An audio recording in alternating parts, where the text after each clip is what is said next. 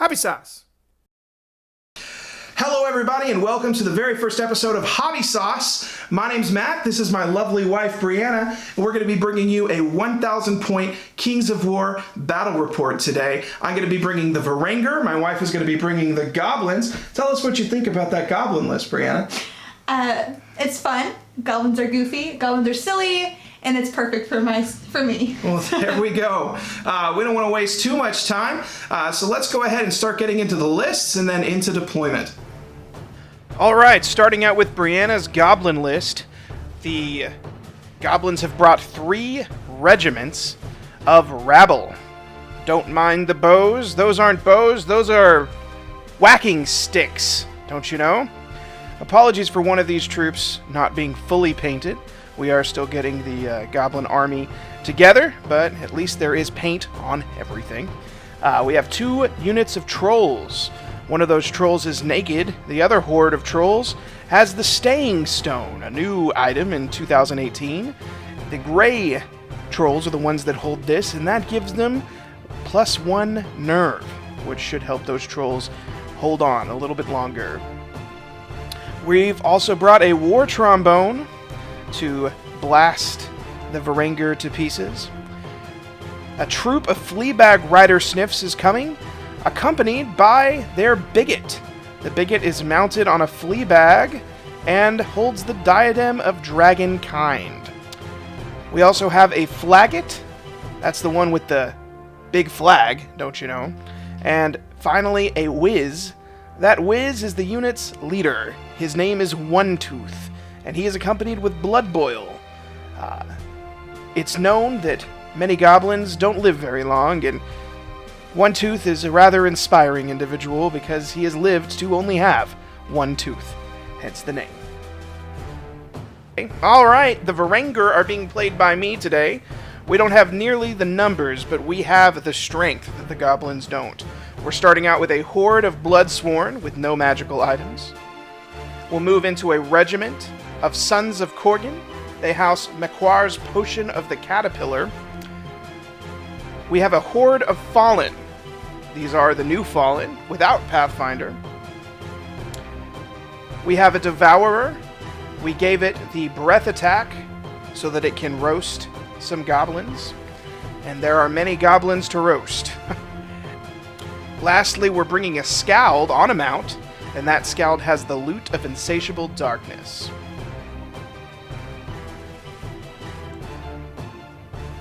Alright, so we set up terrain in the swamps of Mantica.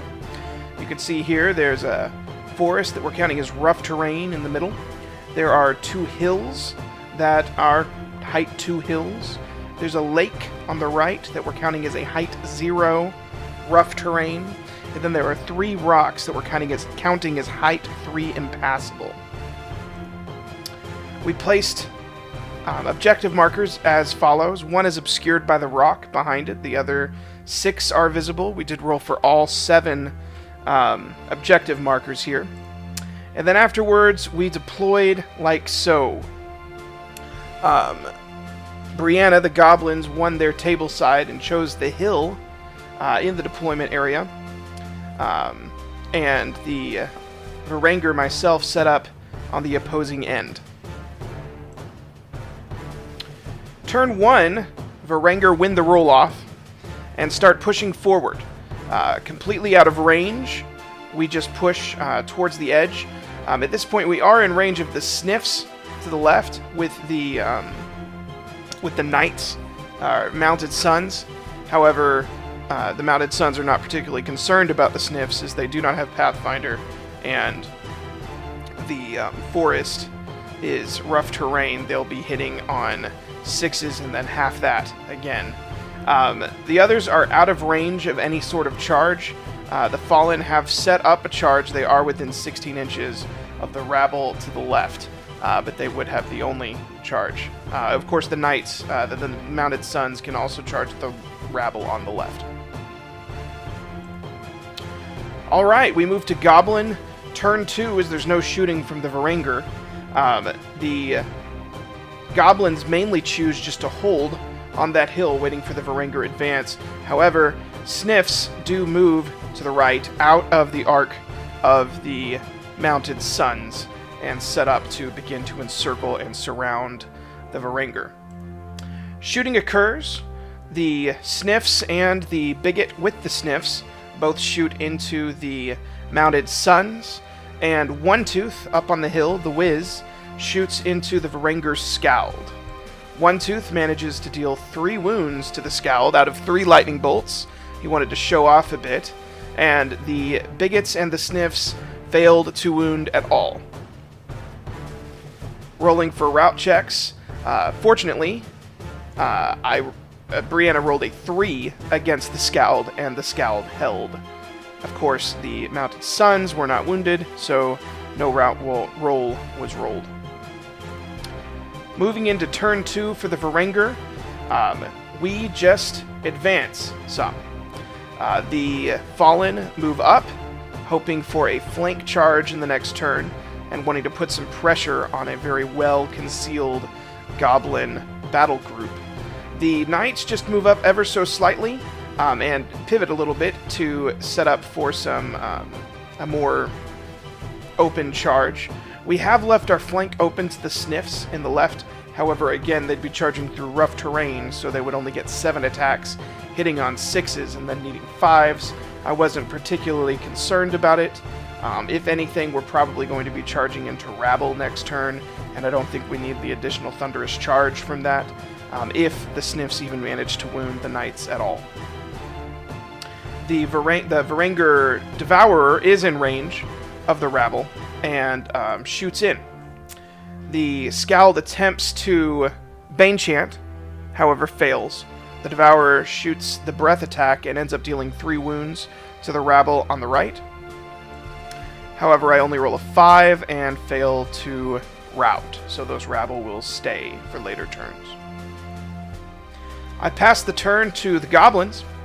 The Goblins now are in an interesting predicament. They are surrounded at this point and have to choose. However, I wasn't paying attention and accidentally left my Fallen in the charge range of the Trolls and in the charge arc. The Trolls can just barely see those Fallen, only about maybe half an inch to a quarter of an inch of their base is visible in the arc, but that is enough. And Breanna moves as so. She moves 2 Rabble forward, making all of her yellow-bellied checks to charge with the Trolls. However, the Rabble on the far right, she just moves to the right instead of risking a yellow-bellied, and instead just charges with her Trolls into the Fallen. The Bigot and his accompanying Sniffs continue to move around, threatening a rear charge on the Knights of Korgan now. Moving into shooting, the Bigot and the Sniffs shoot into the mounted Sons of Korgan again, and then the War Trombone, now in range, and One Tooth shoot into the Scald. The Trombone shot first, and then One Tooth finished off with a Blood Boil instead of his Lightning Bolt. Ultimately, 0 points again are scored on the mounted Sons, but 4 additional wounds are scored on the Scald, making for a total of 7, and she rolled a 9 and then a 10 to easily rout that Scald. At this point, I wasn't happy because that Scald was my only inspiring source. I don't think the Blood Boil the Loot of Insatiable Darkness for the Bane Chant was really necessary against this list. Most of my things would be wounding easily. However, at this point, even a lucky roll could rout a good portion of my army. I would much prefer that inspiring source to stick around. But that was a good snipe by Breanna. Into combat, the Trolls deal an astounding 9 wounds to the Fallen on the left. And the Trolls and both units of Rabble only managed to get 6 wounds on the Bloodsworn in the front. Both rolls are rolled. Against the Bloodsworn, an 11 is rolled, but with only 6 wounds, the Bloodsworn do hold. Against the Fallen, however, a roll of 8 is rolled, plus 9 equals 17, which is pretty close to a rout and wavers the Fallen. at the end of combat, and round 2, this is what the Goblin side looked like. Moving on to Varangur, turn 3. In between a rock and a hard point, I decided to take my Devourer and flank charge with a corkscrew charge into the Mounted Sons. As the Devourer is nimble, it can make 2 90-degree pivots, so it pivoted once to get away from the Bloodsworn, and then again to get into the flank of the Trolls. It's a long shot, but I'm hoping for a rout, or at least a waver. Trolls do tend to waver easily, and I can expect at least 5 wounds, maybe more, since it's a flank charge out of that Devourer into the Trolls. So I'm hoping just for a good roll, a rout if it's amazing, but I will be perfectly happy with a waver over there. The Bloodsworn charge the Horde of Trolls, and the Sons of Korgan charge directly into a unit of Rabble to open up the left flank. No shooting, but for wounds, the Sons of Korgan managed to deal 14 wounds to the Rabble, taking them down to Snake Eyes. The Bloodsworn only deals 6 wounds to the Trolls, and the Devourer deals 7 wounds to the flank of the Trolls, attacking the Bloodsworn. The Mounted Sons, no surprise here, destroy the Regiment of Rabble. However, both other units hold. The Trolls hold against the Devourer, much to my dissatisfaction. After combat, everyone pushes back, and the Mounted Sons turn to fully attack the full side. We do have the Sniffs behind us, but again, they'll be going through rough terrain. Even on a rear charge, I don't expect many wounds from them, and since I'm expecting the Knights to be charged anyway, I assume I'm going to be losing my Thunderous Charge and just focusing on crushing strength this turn. Breanna's turn into the Goblins. This is what it looks like before combat, and I do apologize, but I did fail to get the charge picture here. This is my first battle report, and I'm just not quite used to the workflow yet. So we're just going to have to use our imaginations here for a second. First, for regens, both the Trolls have a pretty good regen roll. The green Trolls in the front heal 4, taking their wounds down to only 3. And the Trolls on the left heal 2, taking their wounds down to 4. So both of them had a pretty good regen phase. Now, movement, again, I don't have the picture here, but I do know what happened. So the Sniffs are going to charge into the rear of the Sons of Korgan. The Bigot, of course, won't get the extra attacks, but has nothing else to do, as everything is charged this round. So the Bigot just goes ahead and charges the rear there as well for the extra attack. The Rabble in the back there charge the Sons of Korgan in the front as well. So those are triple charged, all by puny goblins. Even odds for the Knights of Korgan. The remaining unit of Rabble and the Trolls charge the Bloodsworn, and then the Trolls on the left, the Grey Trolls, actually end up charging the Devourer in a countercharge and leave the Fallen to be attacked by One Tooth and the War Trombone.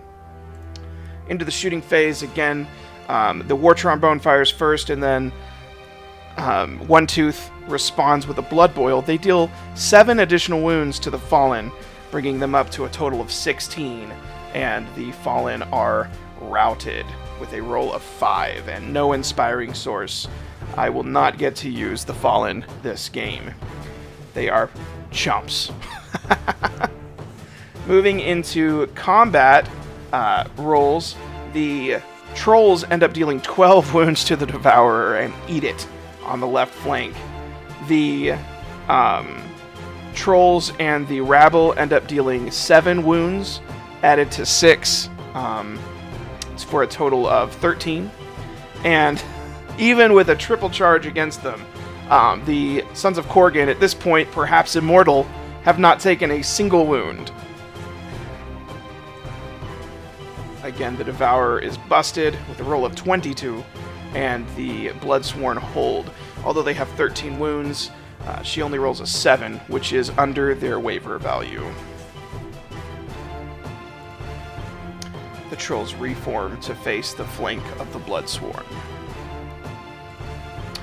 Moving into the Varangur's turn, the Varangur know they are not long for this world, but they'll be damned if they don't take some goblins down with them. So, the Knights of Korgan charge into the flank of the green trolls, and the Bloodsworn charge into the remaining rabble unit in front of them.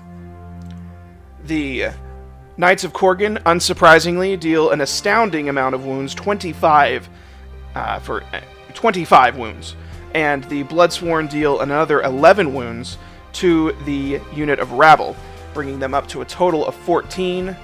Both were beyond their waiver route values, so snakes were not rolled and they were destroyed. The Varangur pivot around, hungry for more combat at the end of their turn 4. Starting with the Goblin turn, they roll for regen, and the Grey Trolls heal no wounds, so they are left with 4 heals. Now, you might be saying I'm a little bit partial to the Varangur, and maybe that's true, but once again, I did forget to take a picture of the actual end of charges, so I'm just going to demonstrate it again as I showed. The Grey Trolls charge into the front of the Bloodsworn, because after the reform that the Bloodsworn made, they did put themselves in the front of the Trolls. The Flagot moves over to the right to get out of the Trolls' way, and then the Rabble here reform and move directly towards the Mounted Sons in an effort to protect the War Trombone and One Tooth up on the hill. The Sniffs and the Bigot stay out of the forest. Stay into the forest and don't move, actually. The Mounted Sons will be shot this turn, so they do not want to engage the Mounted Sons in melee. All shooting forces of the Goblins direct fire into the immortal Sons of Korgan, and after firing, they do show that Sons of Korgan bleed, dealing 5 wounds to them after taking 7 arrows, 10 shots from a Bigot's diadem of fire of dragonkind, 10 trombones, and a blood boil. They take 5 wounds. However, the Goblins fail to waver them or hurt them, as they only roll a 3 on the route check. However, the Trolls deal 7 wounds to the already 13 wounds on the Bloodsworn, bringing them up to 20, and they roll 6, which is enough to break the Horde. With no inspiring source, there's no need to re-roll, and the Trolls reform at the end.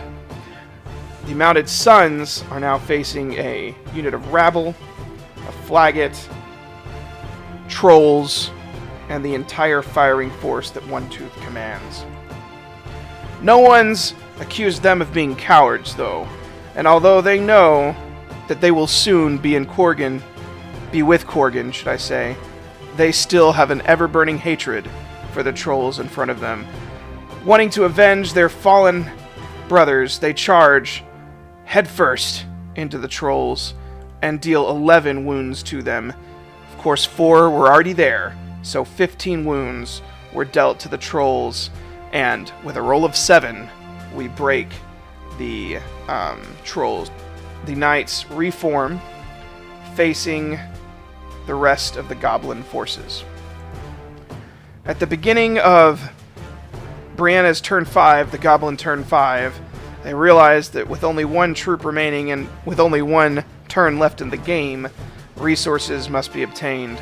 The Sniffs are already on an objective that you can see inside the forest. However, the Goblins turn and the Rabble turn and move towards an objective. The Flagot makes a sacrificial ploy and parks directly in front of the Knights of Korgan. It is possible for the Sons to overrun and hit the rear of the Rabble. However, they would need a roll of 5 to do so on the overrun. So Breanna felt pretty safe that there was only a 1/3 chance that the Sons of Korgan could kill 2 units.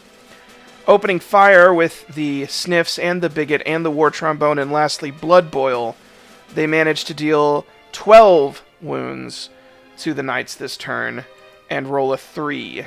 Not snakes, but a 3 against them, dealing 20 total nerve, which is enough to rout the Knights.